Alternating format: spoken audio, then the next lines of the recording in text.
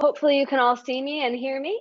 Hello, everyone, and thank you so much for joining our webcast today. The McGill Women, Leadership and Philanthropy Group of New York, which I will now refer to as WLP New York, is very pleased to be sponsoring this webcast featuring a discussion about the future of democratic institutions and global leadership since the US election and COVID-19. My name is Sarah Schrader. I'm a New York-based immigration attorney, a graduate of McGill's Faculty of Arts, and the co-chair of the Women Leadership and Philanthropy Group of New York. I am so excited that our group has the opportunity to present this timely and constantly evolving topic to you. A couple of administrative notes before I introduce our speakers. First, if you have any questions that you would like to ask the speakers during the course of the webinar, please submit them through the chat box in your control panel. I think that'll be labeled as a control panel for you. That's what it looks like on my end. The questions will be monitored throughout the webinar, and we will do our best to get to as many as we can during the session. In addition, I just wanted to briefly speak to you about WLP New York. We are a group of diverse McGill alumni working across many fields of employment. Our goal is to connect McGill alumni within the New York region, facilitating the exchange of information and experiences, inspiring and learning from each other. We recently launched a fundraising project named the WLP New York Bursary for Women Studying in Underrepresented Disciplines, a little bit of a mouthful. And we are seeking to endow a $150,000 bursary with a preference for women who are studying in a discipline or a concentration where women are underrepresented, such as the STEM fields. We are close to achieving our goal, but we need your support. We'll be circulating an email following the webcast with more information about how you can support this extremely important fundraising initiative. With those housekeeping notes out of the way, I wanted to take a minute to introduce you to today's moderator and guest speaker. Handling today's questions and discussion is our moderator, Professor Jennifer Welsh. Professor Welsh is the Canada 150 Research Chair in Global Governance and Security at McGill University. She is also the director of McGill's Center for International Peace and Security Studies. She also teaches a core course on the global political and policy landscape at the Max Bell School of Public Policy. And from 2013 to 2016, she served as the special advisor to the UN Secretary General Ban Ki-moon on the responsibility to protect. Joining us for this discussion is Dawn Nakagawa. Dawn graduated from McGill's Faculty of Arts and is now the Executive Vice President of the Berggruen Institute, where she co-directs the Future of Democracy program and oversees the Renovating Democracy for the Digital Society project. Dawn is a very active volunteer and is a member of the McGill's Western U.S. Regional Advisory Board, a member of the newly established McGill Parents Leadership Council, and sits on the advisory board of McGill's new Center for Media, Technology, and Democracy. So with that, welcome again, and I'll now turn the presentation over to our speakers.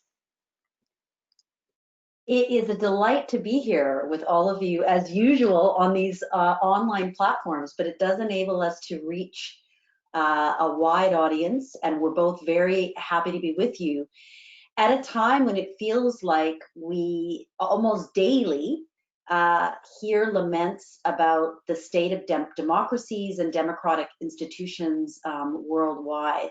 So I wanted to start by drawing Dawn out on her experiences working in a number of settings and with a number of organizations on the vitality of democracies, and ask you for your views on the subject that we're all wondering about, and that is the recent US election, and in particular what it reveals to you about the state of democracy in the United States. All right, well, thank you, Professor Welsh, and thank you to the McGill Women Leadership and Philanthropy Group. I'm really pleased to be here and be able to discuss a topic that I'm really passionate about with all of you. But also just to connect with the McGill alumni community. It's as my bio read, I'm very involved, but it's actually a very recent development. And I didn't realize how happy I'd be and how excited I'd be to be more involved in the alumni and more connected to McGill than I have been in the last 20 years. So this is a great opportunity. So I want to thank you for that. And speaking of the US election, I mean, I think, you know, the U.S. election has revealed certainly a number of things, but not many of them new, at least the recent election. So the idea that we are a very divided country, that there is a declining rate of trust in our electoral processes and in the institutions, of general distrust and growing distrust in democracy itself. I mean, I think all of those things were revealed in this election cycle and in the past 3 years in many ways, but to probably a deeper degree, but it's not new. I mean, we knew about the division in our society. There have been concerns about the deepening polarization and the growing distrust, not just of the institutions and of government, but also of each other on the divide, left, right. There's a deep, deep distrust. And I think what the election showed us is probably just how bad it is. It's really exposed, I think, the fact that distrust goes to, I think it speaks to a kind of corrosive, element in our society that is actually quite dangerous. And I remain very, very concerned, even though we seem to have, gotten past the worst of it, and we kind of escaped what I think could have been a much worse situation given what was happening in the lead up to the election. It does seem like we've turned a corner. It seems like the transition is going to happen, a little chaotically, but more or less, I think, according to the way it's supposed to, despite, the antics of the leadership, which is really trying to prevent it. I think the institutions have shown that they can hold and it will move forward, which I think was in doubt in the lead up to this, and probably until a few days ago, people had pretty significant doubts about the ability of the institutions to hold. So I think that's good news as well. There's a revelation at the end of it. But I do think even as we get through this, if we don't address this deep division and distrust in our society, we're bound to repeat, if not the chaos, at least the potential, the potential for violence and some of the violence we did actually see during this election cycle. And so I think the big project in American democracy over the next, 4 years, 10 years, however long it takes, is to somehow start to heal the divides and to re-legitimize democracy itself. It's interesting to hear you talk about the institutions, because in the world that I inhabit in universities, of course, political scientists study different elements of democracy and have been debating over the last 5 to 8 years, what are the most important components that maintain the health of democracy? And you touched on a few of them. You touched on the idea of institutions, particularly in constitutional democracies. Sometimes the focus is on values. Is your population still committed to democratic values? And so I just wanted to ask you a little bit more on that question, because, for those of us who were worried about whether, as you say, the institutions would hold, we were somewhat relieved to see those occupying positions of institutional importance taking stands that were extremely vital over the last few weeks. But what about Americans themselves? I saw the footage of lots of Americans lined up for hours to vote, to wait. What's your sense of the commitment to democratic values in the United States, despite this division? Are you as worried on that front as some of the political scientists seem to be? That's a great question. I mean, I think on the one hand, you read the trust surveys, you read the surveys, particularly of young people, there's not a lot of faith in democracy. I don't think there's a lot of commitment to its values. If you look at people under the age of 30, 55% say they don't think democracy is that important or necessary. So, I mean, those kinds of stats really concern me and concern everybody who's in, who is committed to the project of democracy. But then the way, just the overwhelming number of people who showed up for this election on both sides, and it really, the participation blew everything else out of the water that we've seen historically, I think it was so fantastic. It did renew my faith that people are committed to it. They do see this as, a project worth participating in. Now, with that said, a lot of it may be that just the politics that we're mired in at this moment are so divisive, right? And everybody out there, because of the information ecosystem that we're existing in, which is not clear, which is basically a cacophony of voices, people tend in this circumstance to believe, and they're made to believe, that whatever the election is, their issue is at stake. The most important thing, the thing that they care about, is at stake. And so the way the system and the way elections are run now, and the campaigns and the ability to target people quite specifically, may be part of the explanation, in addition to the divisive character that I think President Trump has been, where there's no middle ground with him. You either hate him or you think he's divinely chosen. Those seem to be the choices. And so I think those characteristics did bring a lot of people out, and it's not necessarily a testament to faith in democracy, but there are people who are working to make that happen and make people come out. I think some of whom are the true champions of what happened in this democracy, and they are champions of democracy. So if you think about Stacey Abrams and you think about this wave of get out the vote, they really worked very hard to make sure that voter suppression was not an effective tactic in this election. And historically, it's been a very popular tactic. And so I think that there are champions of democracy who are real leaders in our system, and those people are committed in that way, I think, delivered this election for us. For those of us who don't live in the United States, we are used to hearing and reading that historically the US has been a beacon of democracy.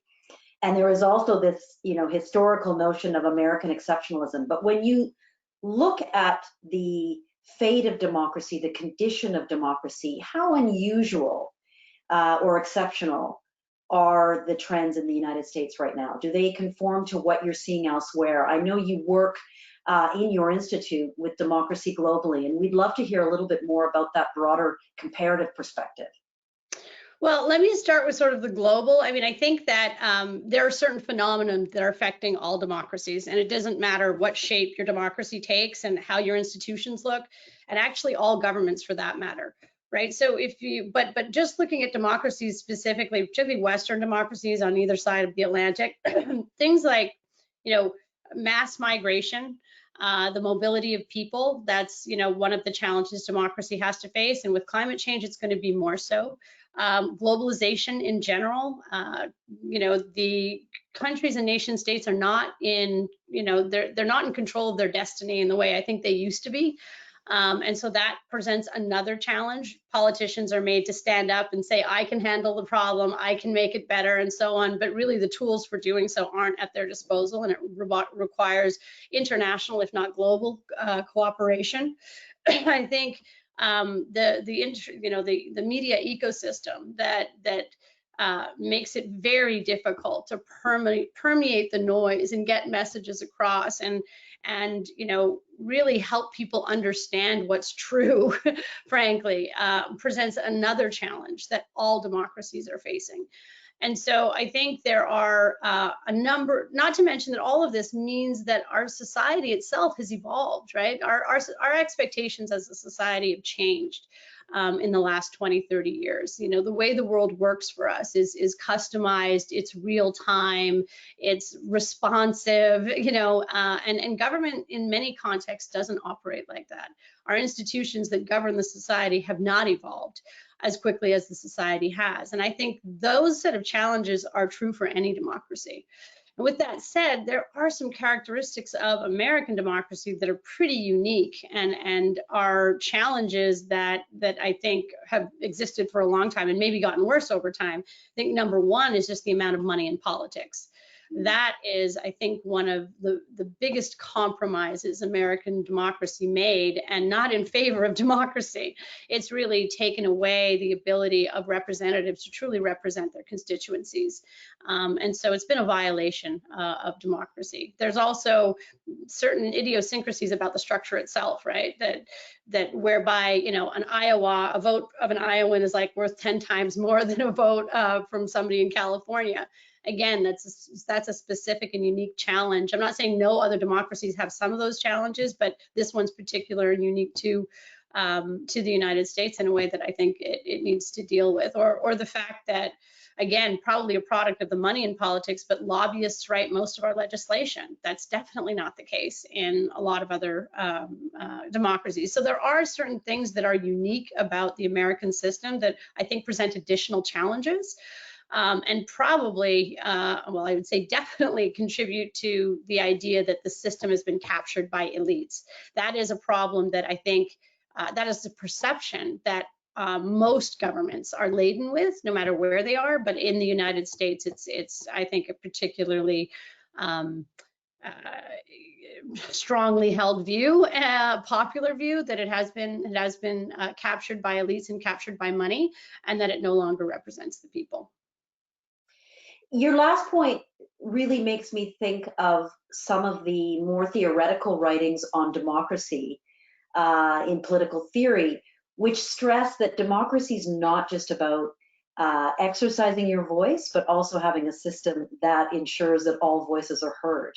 And so, you know, this question of where is the influence and the preferential access, you're right to highlight that for some of us who are not living in the United States, you know, we complain about or worry about the level of that influence in our societies, but everything is sort of in more vivid color and of a grander scale in the U.S. system.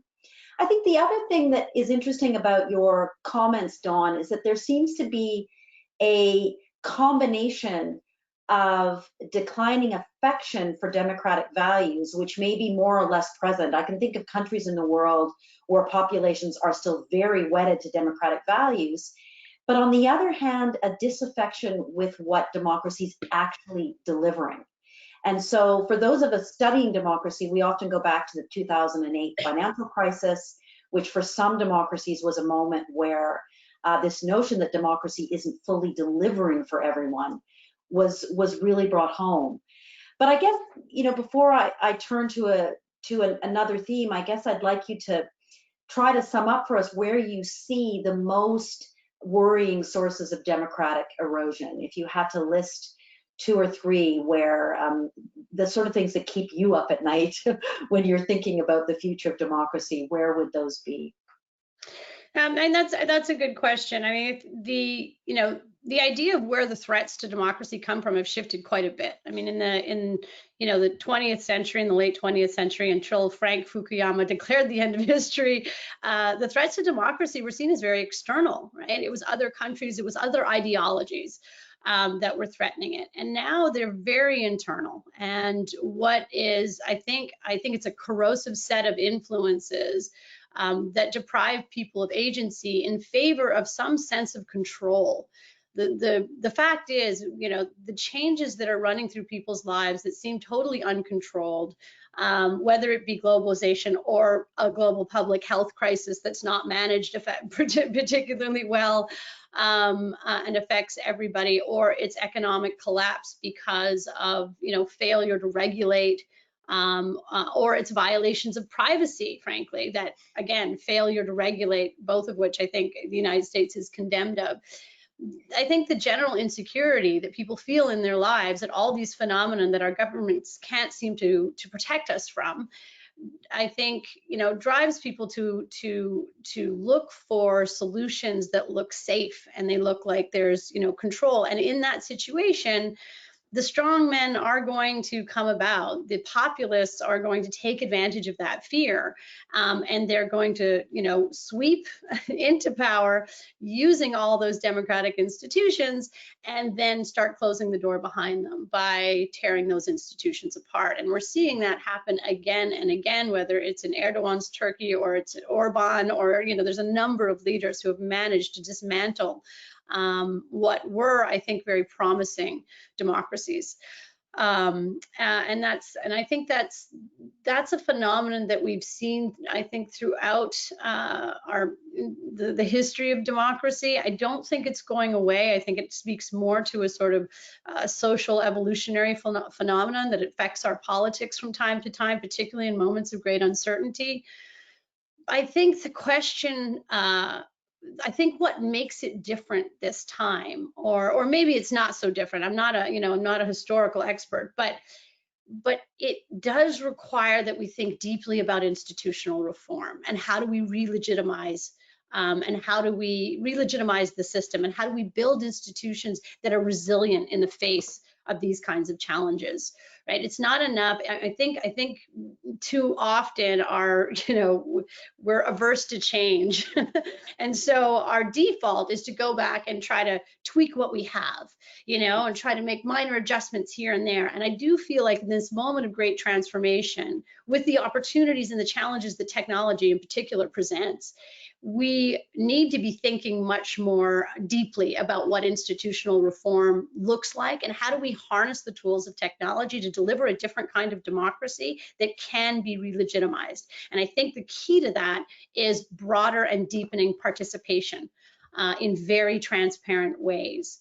And there are a number of tools out there for doing that. But I do think governments have to take seriously this project of democratic renewal if we are going to sort of salvage sort of this project of democracy, which is hundreds of years in the making and still worth fighting for. You're right that, democracy has been on the ropes before. If you look at the 1920s, there's a tendency for us to think that, what we're encountering for the first time. And there's always limits to the degree to which you can make historical analogies, but it's nonetheless worth looking back. Where do you see, if I can encourage you to be more glass half full, where do you see some of these sources of renewal and resilience, or creative uses of new tools to enhance participation? Well, I think this is where the work. I think this is where the work gets really exciting. And frankly, I am an optimist. I'm a real optimist about this. Despite all the challenges that we see, there's an enormous amount of innovation happening, and I think it indicates, both a desire to make democracy work in new ways, and that it's worth fighting for. And I think some of the things that I'm seeing in these innovations are just really hopeful signs that democracy can be renewed, that it can be done in a new way. It doesn't have to mean one person, one vote.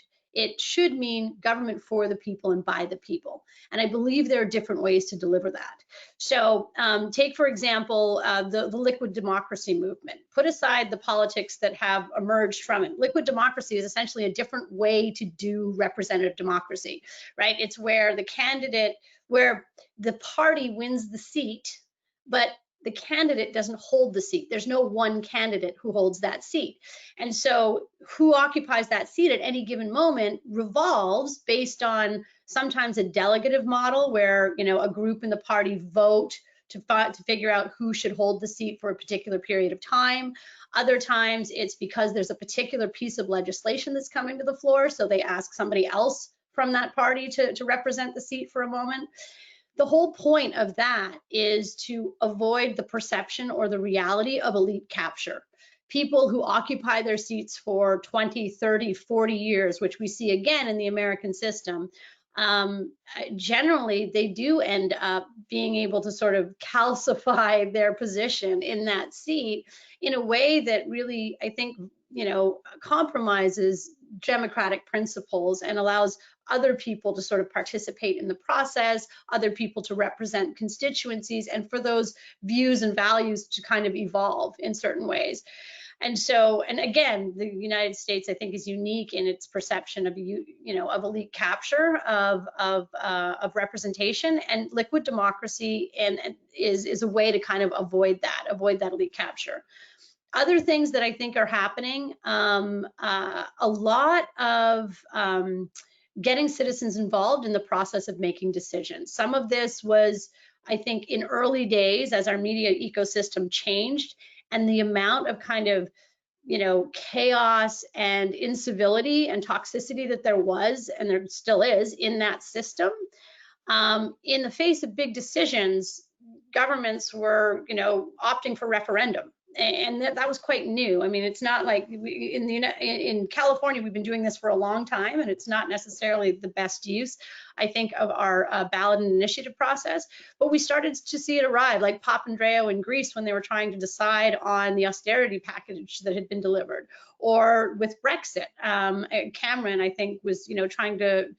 I mean, I think he thought he was doing the right thing, but putting a foreign policy, question as complicated as membership in the EU on the ballot or to referendum was, I think, a crazy idea. However, you're seeing more and more of this, and I think it's because they're afraid of the backlash if they make the wrong decision, if they make any decision. There's no right decisions, and so in the face of that fear and an environment of toxicity, they're going to the people. Now, whatever motivated it may not be the best thing, but where it's being taken and what that's become, I think, is quite healthy. More and more governments are organizing things called citizens' assemblies. And these are quite, expensive, deep, and thorough processes by which you get a representative sample, usually in multiple areas of the country, to deeply consider an issue or a set of issues. And they have the opportunity over a period of weeks or months to get deeply informed about what that issue means, what's at stake, what the pros and cons are.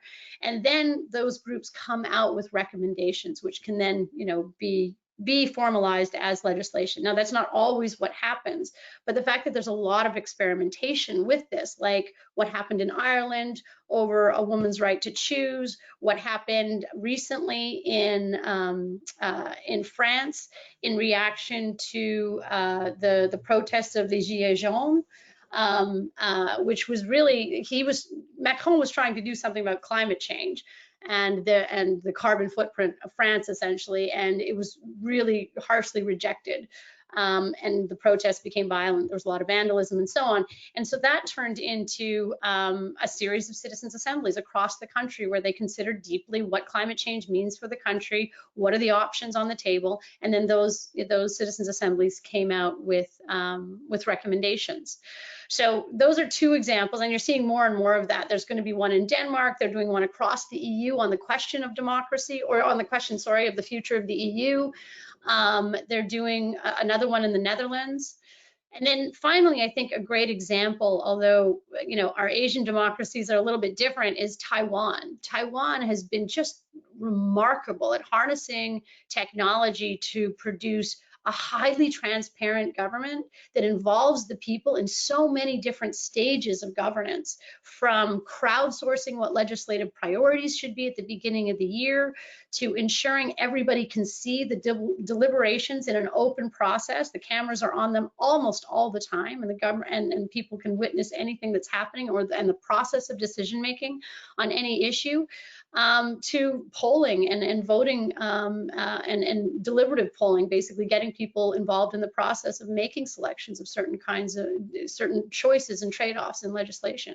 So I think there's an enormous amount of innovation happening, and that makes me incredibly hopeful, because I do think there are very different ways to do democracy, and this is the moment for really creative thinking so that we can re-legitimize the system using these tools.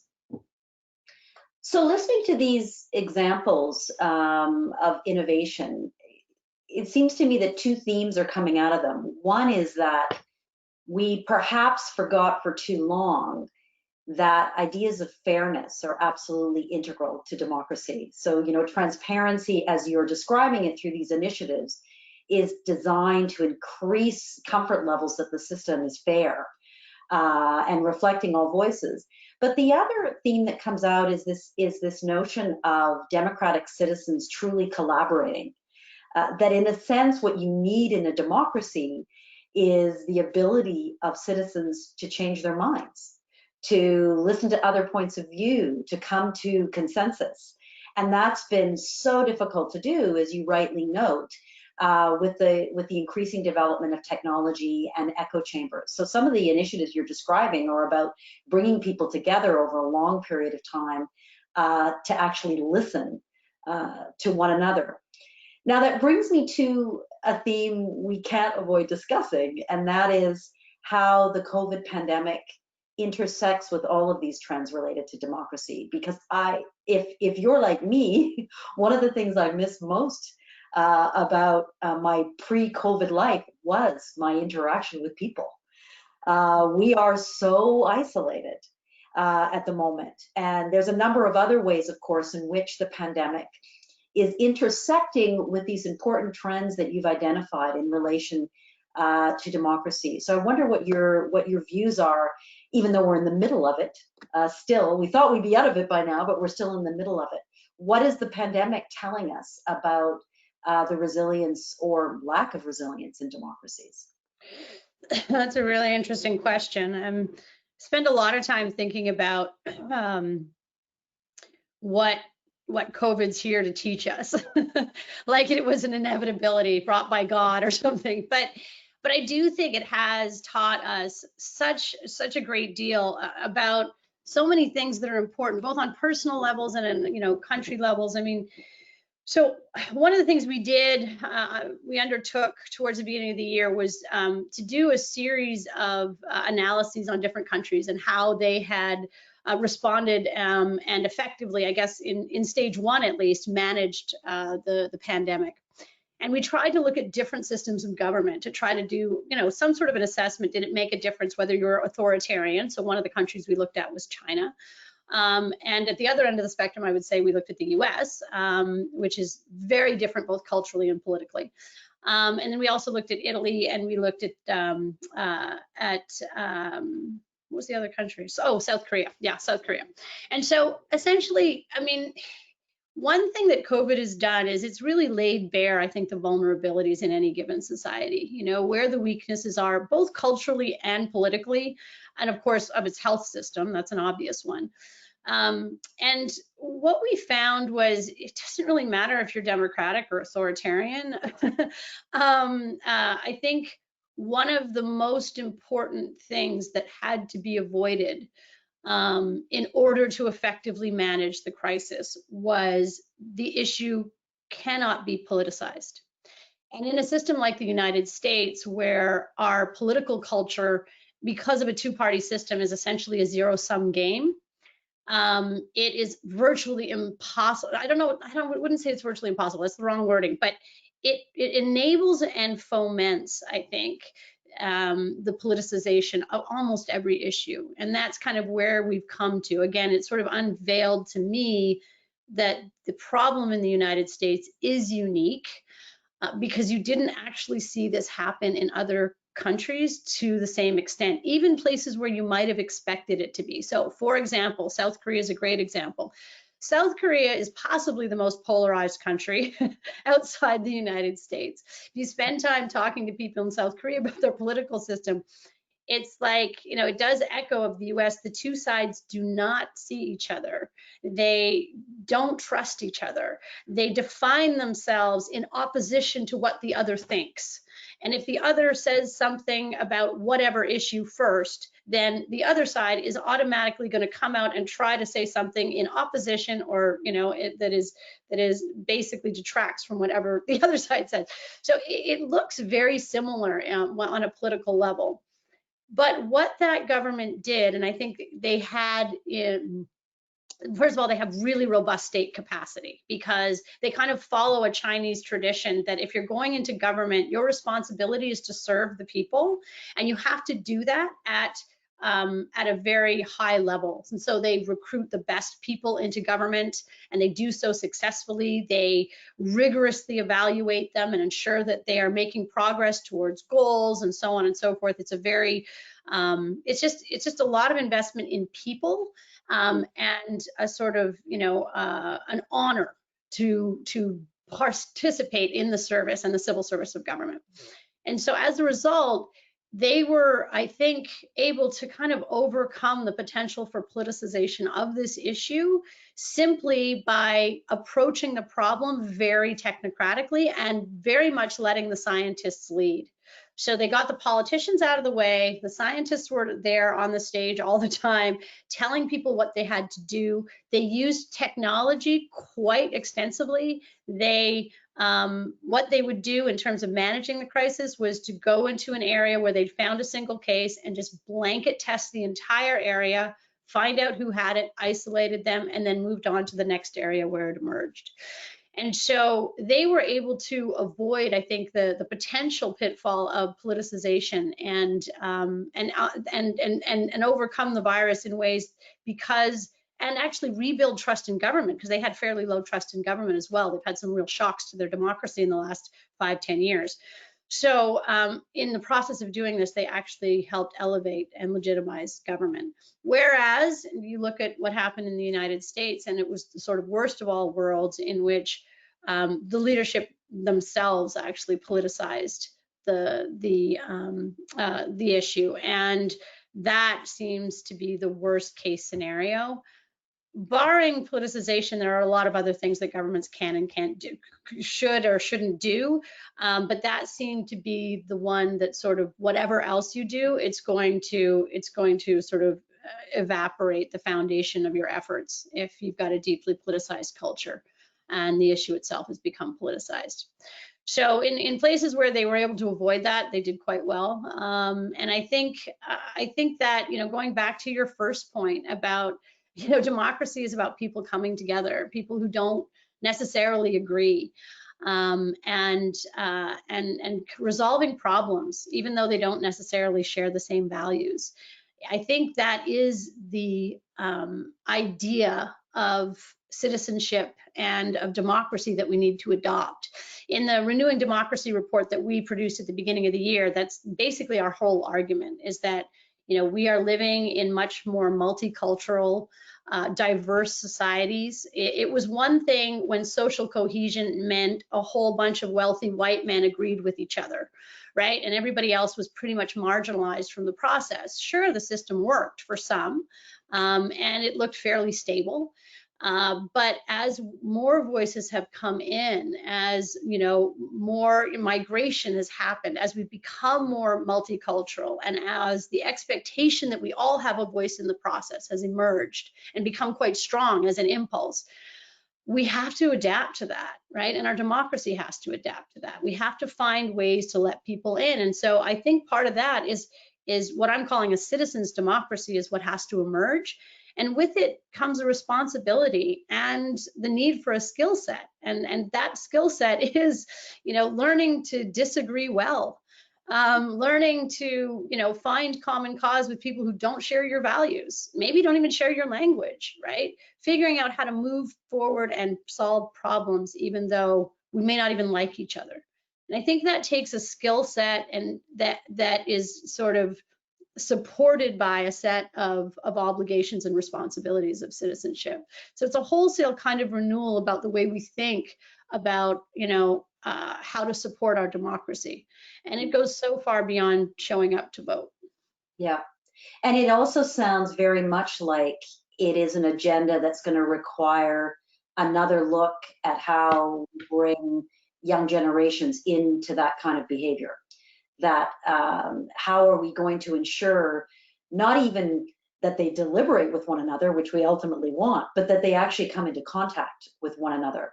There's been some interesting schemes discussed, I'm sure you've seen them, about reintroducing notions of national service for young people in a variety of countries, which would, in a sense, I don't want to use the word force, but encourage them to have to spend a year of their lives working with other fellow citizens that they may otherwise have never encountered in the worlds they traveled with, whether online or within their schools. There's one question that comes up from your discussion about COVID, which I would very much like your view on, and that is this tension that exists in democracy between the idea that the people decide, the people rule, but that given the complexity of societal issues, there's also a need to incorporate expertise, right? There's also a need, in the case of COVID, to rely on science, and how we find the balance. We know that one of the corrosive trends, if we look around the world, has been a declining respect for expertise, whether it's in the scientific community, but also in other communities. And I wonder how we square that circle, because even though when I think about my own country, where public health officials in the provinces and nationally, have been very popular, have been very prominent in the discussion, but there is, at the end of the day, and you're quite right to highlight this, a role for the politicians to have to make some of the difficult trade-offs, that science can only take them so far. So I wonder where you see that balance right now between, the people must decide, they must be in control of their destiny, but yet we also need input from expertise. And it seems to me to be a very uncomfortable tension that we live with right now in many democracies. Yeah, it certainly is.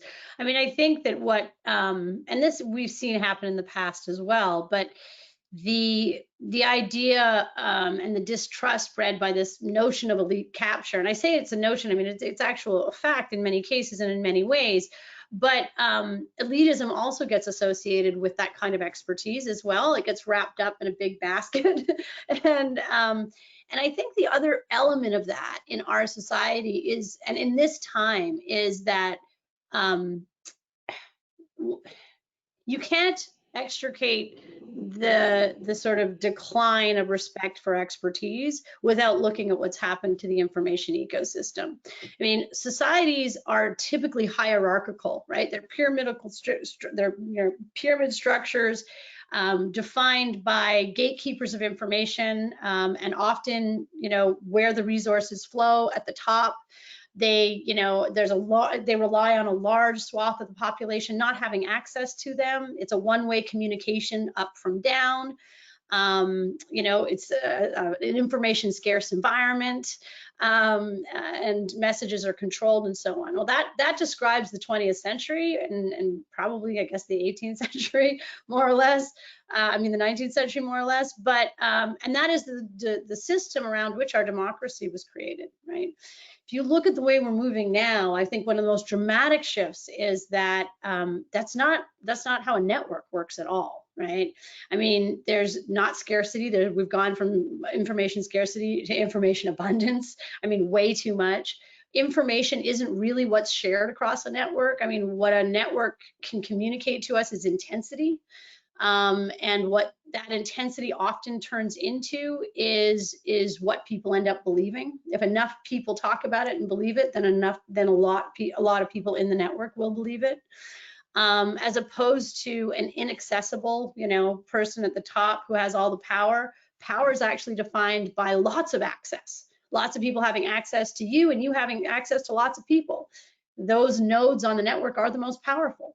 So the entire dynamics of how our information flows and how power is distributed across our societies is changing drastically. And again, I think we need to figure out new ways to incorporate expertise into that process and making sure that they have the opportunity to participate and be part of those nodes. Now, exactly how that looks, I don't know, but I know in the situation of a citizens' assembly, experts have a really important role in that, right? So let's say I'm a strong advocate for making citizens' assemblies a formal part of our legislative development process. I think we should do it as much and as often as we can. And the way experts operate in that system is they help create the documents. There are expert panels on any given topic that the people themselves actually get to choose. They are given a slate of experts and they collectively say, okay, we want these 4 on this panel because they understand something about what they know. Maybe they think they see themselves in those panelists, but these are experts. And those experts come and they'll answer the questions and they'll facilitate and moderate discussions and so on and so forth. So they are actually quite involved. And I do believe that in an era where there's just so much information, and in that circumstance, we just kind of have to go with our gut. I mean, people go with the only truth they can know, and that is what they feel, right? And that's why there's so much misinformation out there. Confirmation bias wins the day almost every time.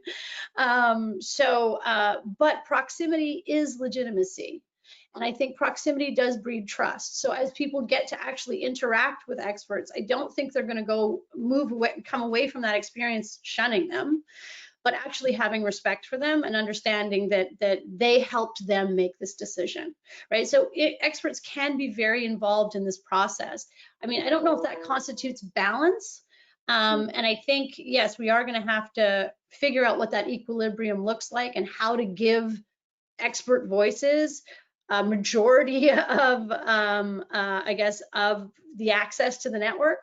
But I don't think we figured that out yet, and I don't think we know how. Thank you so much. Listen, we now have some questions coming in from our audience. And just before I take the first one, I can't help but make one final comment on your point about access and proximity, because this is a women's leaders network.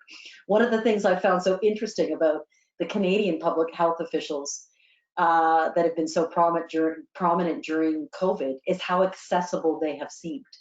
They're constantly on the news, they're constantly talking to us. They have felt, as experts, accessible. I don't know if everyone on the network agrees with me, but I think that's also enhanced their legitimacy. And it's not an accident, I think, that many of them have been female. So it's something perhaps for us to take note of. But I have a first question from Danielle, who has raised something we probably should have put on our table before. And that is about the nature and structure of our economic system, and how that is compromising or potentially undermining democracy. And she's thinking here, I think, in terms of the kind of predatory capitalist system that exists in many democratic systems. So yeah, I mean, that's a big question. Part of the decline in legitimacy is the waning fortunes of the middle class, which are true, which is, if you looked at the way the Brexit vote went, or if you looked at the core of who Trump supporters were, this wasn't always true. There were definitely people who were well-to-do who supported Trump, but a lot of people who had supported Obama and then switched to Trump in 2016 were definitely those who suffered the waning fortunes of, I think, what was a fragile middle class. And in a system, I can't speak to this as much on a global scale or how it affects, how predatory capitalism plays out in other markets, but in the United States, it's very acute. And it is because there is so much money in politics, and the corporate interests and money get to write the legislation and violate really people's rights in doing so, to the point of suppressing their ability to litigate, which is one of our favorite American pastimes. But to fight against the ability to litigate, even when they're dumping chemicals in the water behind their house. They can't actually, the state legislators and the local officials will repeal their ability for any legal recourse against that. So the kinds of predatory, and not to mention, I don't know, loan sharking, what happens to students in the loan system, so on and so. There's so many different ways that the system favors capital over everyone. I mean, over consumers and over labor and over so on. It is, I feel like, an end stage capitalism and another institution that needs to be reformed as we move into the 21st century. What the tools of technology brought us is a sort of, when you intersect capitalism and our form of capitalism with the scale effects of technology, then you really start to see how dangerous capitalism can be. I mean, the massive concentration of wealth, the exponential expansion of the Gini coefficient in terms of a measurement of inequality. It's like nothing we've ever seen, and it, or at least it rivals what we saw at the beginning of the 20th century with the sort of oil and infrastructure robber barons, I guess. But we are seeing more and more of it, and that intensification is I think going. It's already perverse, but I think it's going to become worse as labor becomes less and less relevant in the economy. It just is. I mean, we're moving towards a place where capital is really winning, and a lot of labor is going to be displaced, already has been, and we need to find other ways to actually adapt to that.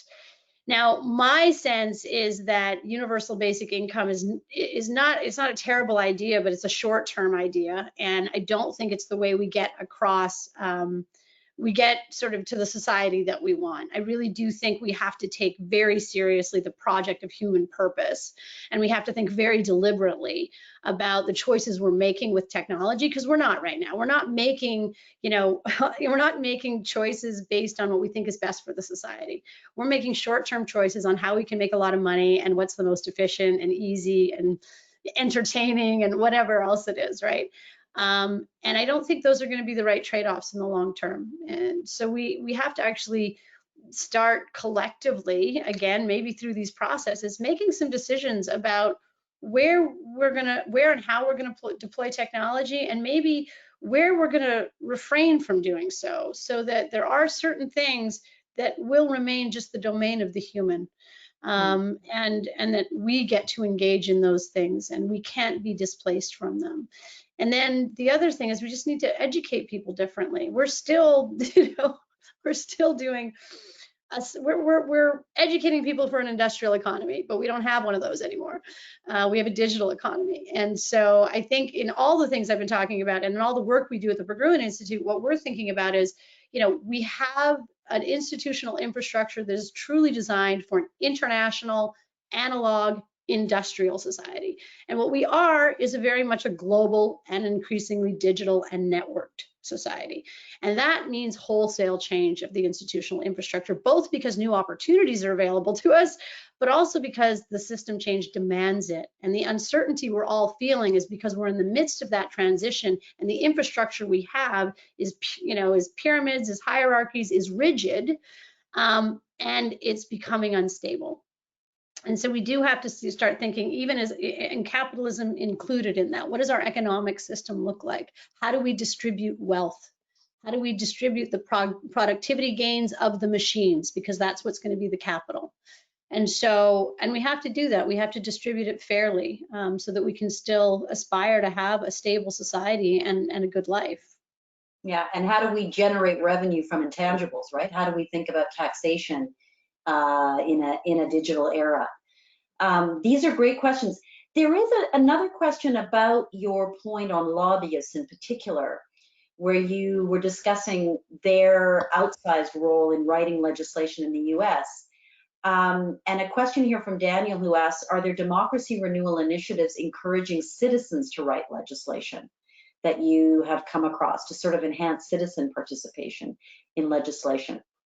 I mean, I guess the closest that's come, and I don't know for sure, I can't speak for sure. I haven't come across anything that specifically sort of like puts out sort of an RFP for legislation and just says, hey, come contribute something. But I wouldn't say those don't exist. I'd be surprised if they don't, frankly, because again, the tools lend themselves to sort of crowdsourcing ideas. Now, legislation is usually a pretty complicated, legalistic, and policy-driven kind of thing to do. So it would be hard just to sort of throw it out to the citizens and say, hey, you know, come up with a piece of legislation. But with that said, I mean, the citizens assembly process really is for that purpose, right?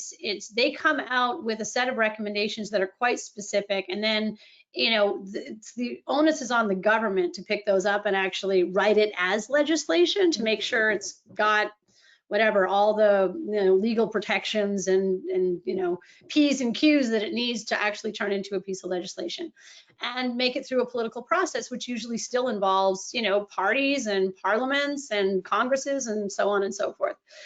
So there is another step in the process, but it is very much about developing legislation, and it's you know, a representative sample of citizens. Deliberative polling is also a little bit like that. Not exactly, but it's more about trying to help the policymakers understand what what sort of legislative trade-offs are most palpable to the population. So it doesn't actually ask them what they would do differently so much as presents, representative samples of populations with, we could do this or we could do this, which one do you like? And they go into the process, they take a vote, and then they spend a lot of time trying to learn about it and get deeply immersed in it for about 2 days. It's not a hugely immersive process. And at the end of it, they'll do another vote. And often the perspective on what was decided at the beginning or the reasons why it was decided have changed quite a bit. And again, that goes into the legislation saying, okay, well, this alternative doesn't seem to be palatable to the population. This is what they would prefer.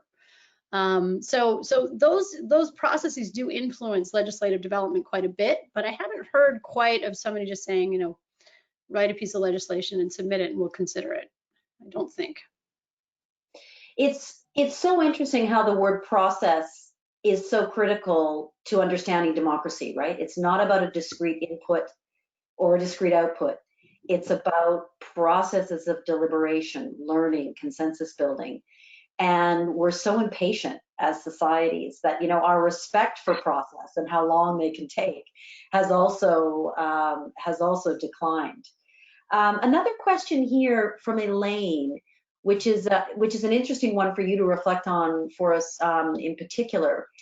And that is about the impact of having more women elected in US Congress, Senate, and appointed in official government roles. Will that in any way improve the situation of division in the United States? Interesting. Well, I think having more women in politics is a good idea no matter what.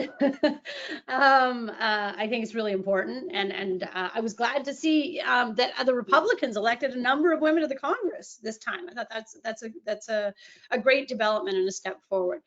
Whether it'll help with division, I really think that's a question of the system itself. The system of incumbency in the United States, our media system, the way it's set up right now, there's so many ways that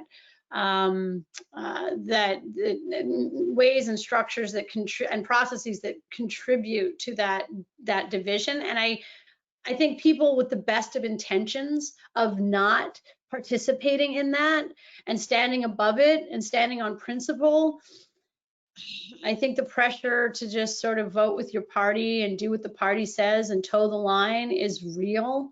So I do think it's sort of like, well, it's the system, stupid. Like we need to, if we change the system, I think we can enable people to vote with their conscience and representing their constituents like the system is supposed to allow them to do.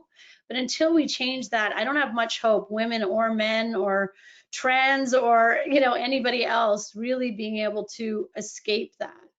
Some do, but they don't last long. If you look at what happened with Jeff Flake and you look at what happened with the way Mitt Romney was vilified for the impeachment vote and so on, it's really hard to vote against your friends, to depart from your tribe. And I think the system itself is set up to encourage that division. So until we change the system, I don't think whoever comes into government, unless it's a massive third party, is actually going to help that problem. And I think that, your discussion here is interesting from the perspective of, again, where the US can sometimes appear as a bit of an outlier. If you look at the last 10 to 20 years, in other advanced democracies, there's been a lot of party realignment. There's been a lot of new parties, the abolishment of parties, new coalitions forming. Even in Canada, we've had, a modest degree of party realignment.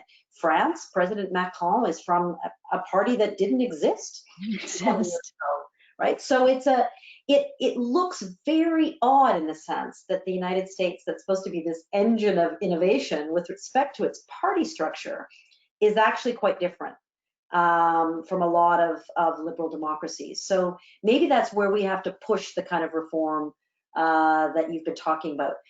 We could go on for hours, but everyone's on their lunch break.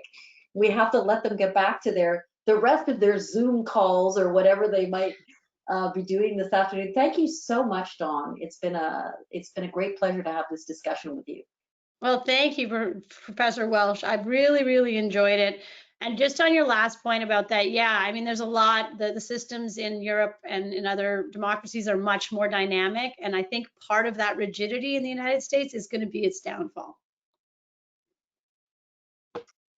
Well, on behalf of the WLP New York, I wanted to sincerely thank Professor Welsh and Dawn for the engaging, informative, and thought-provoking discussion. I would also like to thank you, the members of the McGill community who listened into today's discussion. As a reminder, we'll be circulating an email about the bursary following this webinar, and we sincerely appreciate any contributions you can make to help us reach our fundraising goal. And finally, a quick thank you to the McGill University Advancement staff who were critical in making this go off without a hitch today and worked diligently to do so.